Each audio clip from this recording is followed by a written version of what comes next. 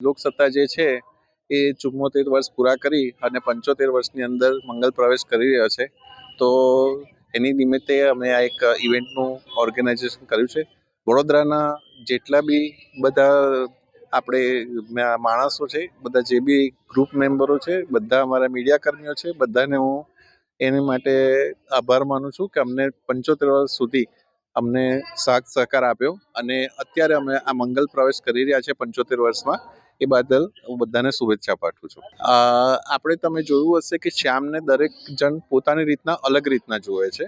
તો દરેકના મનમાં શ્યામ પ્રત્યેની એક અલગ પ્રતિકૃતિ છે. તો આપણે શ્યામ માટેનો આ એક એવો પ્રોગ્રામ છે કે જેની અંદર આપણે દરેકને શ્યામની અલગ અલગ પ્રકૃતિમાં જોઈ શકીએ છીએ. આપણે કૃષ્ણ ભગવાનને નાના હોય ત્યારે બી જોયેલા છે, રણમાં બી જોયેલા છે અને આપણે ગોપીઓ સાથે, રાધા સાથે રાસ રમતા બી જોયેલા છે. એટલે દરેકના મનમાં અલગ અલગ શ્યામ હોય છે.